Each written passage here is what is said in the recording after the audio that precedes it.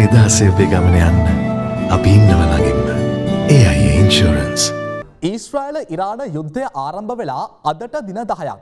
මෙම යුද ගැටුමට මැදිහත් වීම සම්බන්ධයෙන් තීරණයක් ගැනීමට තවත් සති දෙකක කාලයක් ලබා ගන්නා බවට ජනාධිපති ඩොනල්ඩ් ට්‍රම්ප් පෙරේදා ප්‍රකාශ කර තිබූ පසුබිමක අමරිකාවත් ඊයේ එයට ඍජුවම සම්බන්ධ වුණා. ඒ අනුව අමරිකාව තමන් සතුව පමණක්ම තියෙන ලොව ප්‍රබලම ප්‍රහාරක ගුවන් යානා වන B2 යානා යොදාගෙන ඉරානයේ න්‍යෂ්ටික මධ්‍යස්ථාන 3කට ප්‍රහාර එල්ල කළා. ඒ න්‍යෂ්ටික මධ්‍යස්ථාන 3 තමයි ඉරානයේ තියෙන ෆෝඩෝ, නටාන්ස්, ඒ වගේම එස්ෆහාන් කියන න්‍යෂ්ටික මධ්‍යස්ථාන. මෙම ප්‍රහාරවලට යොදා ගැනුණු අමරිකානු B2 ප්‍රහාරක යානා ඊයේ දිනේ වන විට අමරිකානු දූපතක් වන ගුවාම් වෙත ගෙන ගොස් ඇති බවට විදේශ මාධ්‍ය වාර්තා කරලා තිබ්බා. ඒ අනුව මෙම යානා යොදාගෙන ඉරානයට ප්‍රහාරයක් එල්ල කරනු ඇති බවට විශ්ලේෂකයින් අනුමාන කර තිබියදී තමයි අමරිකාව මෙම ප්‍රහාරය එල්ල කර තිබ්බේ.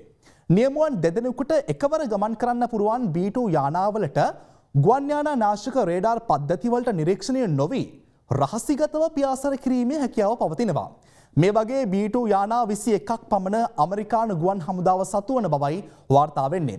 විශේෂත්වය තමයි බංක බස්ටර් බෝම්බ රැගෙන ගොස් පහර දීමට හැකි එකම යානා විශේෂයත් මේ යානා විශේෂය. බංක බස්ටර් බෝම්බ යනු අඩි 200ක් පමණ පොළොව අභ්‍යන්තරයට ගමන් කර භූගත ඉලක්ක විනාශ කළ හැකි බෝම්බ විශේෂයක්. එය ලොව ඇති විශාලතම බංකර් විනාශ කළ හැකි බෝම්බයයි. එහි බර කිලෝග්‍රෑම් 13,600ක් පමණ වනවා. GPS තාක්ෂණයෙන්ද සන්නද්ධ වන මෙම බෝම්බයට කොන්ක්‍රීට් තට්ටුවක් වද විනිවිද යමින් අඩි 200ක් පමණ ගැඹුරක පිහිටි බංකර පවා විනාශ කිරීමේ හැකියාව පවතින බවයි ආරක්ෂක විශ්ලේෂකයින් පවසන්නේ. ඒ අනුව අමරිකාව සතු B2 යානා යොදාගෙන ඉරානයේ තෝරාගත් ස්ථාන 3කට බංක බස්ටර් බෝම්බ හෙලීම අමරිකානු ජනාධිපති ඩොනල්ඩ් ට්‍රම්ප් වොෂින්ටන් නුවර සිට නිරීක්ෂණය කර තිබෙනවා. මෙහිම අවසානයේ සිය එක්ස් ගිණුමේ සටහනක් තැබූ අමරිකානු ජනාධිපතිවරයා පැවසුවේ ඉරානයේ ෆෝඩෝ, නාටාන්ස් සහ එස්ෆහාන් න්‍යෂ්ටික මධ්‍යස්ථානවලට මෙලෙස සාර්ථක ලෙස ප්‍රහාර එල්ල කිරීමෙන් පසු අමරිකානු ප්‍රහාරක යානා ආරක්ෂිතව යලි පැමිණ ඇති බවයි. ඉන්පසු ඔහු ජාතිය ඇමතුවා. Thank you very much. A short time ago, the U.S. military carried out අමරිකානු හමුදා ඉරානයේ හඳුනාගත් න්‍යෂ්ටික මර්මස්ථාන 3ක් වෙත දැවැන්ත සහ ඊටාම නිවැරදි ප්‍රහාර එල්ල කළා. අපගේ අරමුණුනේ ලෝකයේ අංක 1 ත්‍රස්තවාදී අනුග්‍රාහක රාජ්‍ය එල්ල කරන න්‍යෂ්ටික තර්ජනය නැවැත්වීමයි. ඉරානය දැන් සාමයට පැමිණිය යුතුයි.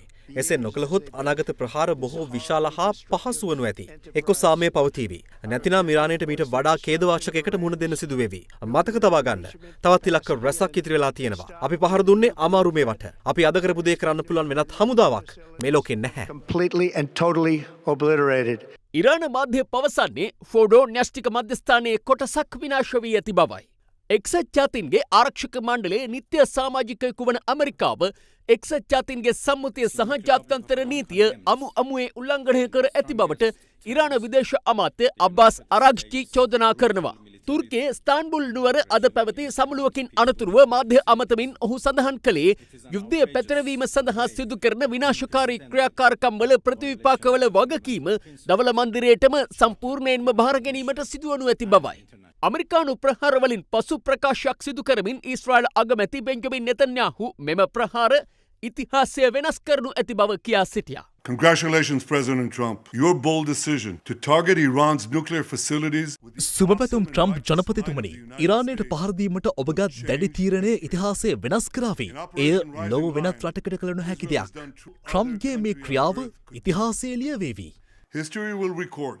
කෙසේ වෙතත් අමරිකාව ඉරානයට එල්ල කළ ප්‍රහාරය එක්සත් ජාතීන්ගේ සංවිධානයේ මහලේකම් ඇන්තෝනියෝ ගුටෙරෙස් දැඩිව හෙලා දක තිබෙනවා. ඔහු පවසන්නේ ජාත්‍යන්තර සාමයට මෙන්ම ආරක්ෂාවටද මෙය තර්ජනයක් බවයි. මේ හරහා ලෝකයට විනාශකාරී ප්‍රතිවිපාකත් විඳීමට සිදුවනු ඇති බව ඔහු පෙන්වා දෙනවා. මෙම තත්ත්වයට යුදමය විසඳුමක් නොමැති අතර රාජතාන්ත්‍රික සාකච්ඡා සඳහා යොමුවීම එකම විසඳුම බවයි එක්සත් ජාතීන්ගේ මහලේකම්වරයා අවධාරණය කරන්නේ. මේ අතර ඉරානයේ හඳුනාගත් තවත් හමුදා ඉලක්ක වෙත ඊශ්‍රායලයද ඊයේ නැවතත් ප්‍රහාර එල්ල කර තිබෙනවා. නිර්තදිග ඉරානයේ අහවස් ප්‍රදේශයේ පිහිටි මිසයිල ලෝංචර ගබඩාවක් එහි ඉලක්කය වී තිබුණා. ඉරානයට ඇමරිකාව ප්‍රහාර එල්ල කිරීමත් සමග ඊශ්‍රායලය තම රට තුළ ජාතික ආරක්ෂක අවදානම් තත්ත්වය ඉහළ දමා තිබෙනවා. මෙවැනි පසුබිමක අද උදෑසන සිටම ඉරානය යළිත් ඊශ්‍රායලයට ප්‍රහාර එල්ල කරමින් සිටිනවා.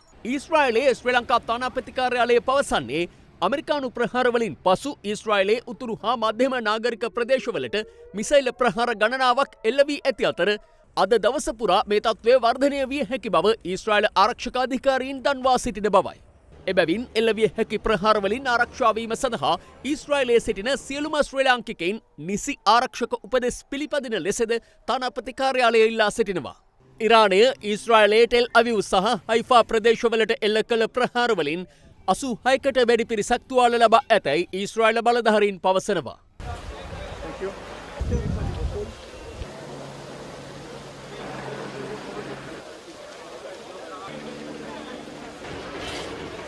මේ අතර ඉරාන ආධ්‍යාත්මික නායකයා යම් හේකින් ජීවිතක්ෂයට පත්වුවහොත් ඔහුගේ අනුප්‍රාප්තිකයා වීමට සුදුසු පුද්ගලයින් තිදෙනෙකුගේ රහසිගත ලැයිස්තුවක් සකසා ඇති බව විදෙස් මාධ්‍ය වාර්තා කර තිබෙනවා.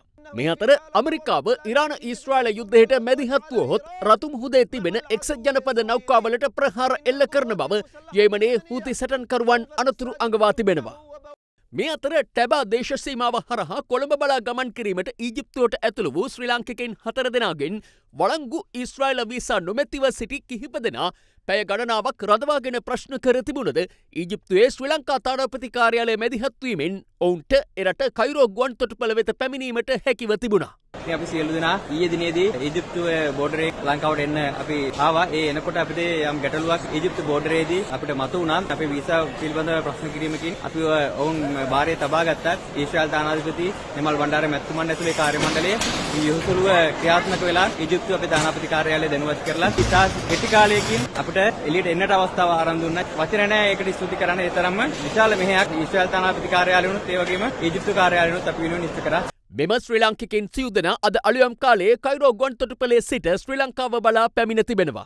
මේ අතර පවතින යුද ගැටුම් මැද්දේ ඉරානයේ සිටින ශ්‍රී ලාංකිකයින් සිව් දෙනෙකුද මේ වන විට ශ්‍රී ලංකාවට පැමිණ ඇති අතර තවත් සිව් දෙනෙකු ඉදිරි දිනවලදී පැමිණීමට නියමිත බව සඳහන්. තවත් ශ්‍රී ලාංකිකයින් 34 දෙනෙකු ඉරානයේ රැඳී සිටින අතර ඔවුන්ගෙන් 15 දෙනෙකු ශ්‍රී ලංකාවට පැමිණීම සඳහා කැමැත්ත පළ කර ඇති බවයි විදේශ කටයුතු අමාත්‍යාංශය පවසන්නේ. කෙසේ වෙතත් සෙසු ශ්‍රී ලාංකිකයින් 19 දෙනා ඉරානයෙන් පිටවීම සම්බන්ධයෙන් මෙතෙක් දැනුම් දීමක් සිදු කර නොමැති බව එම අමාත්‍යාංශය වැඩිදුරටත් සඳහන් කළා.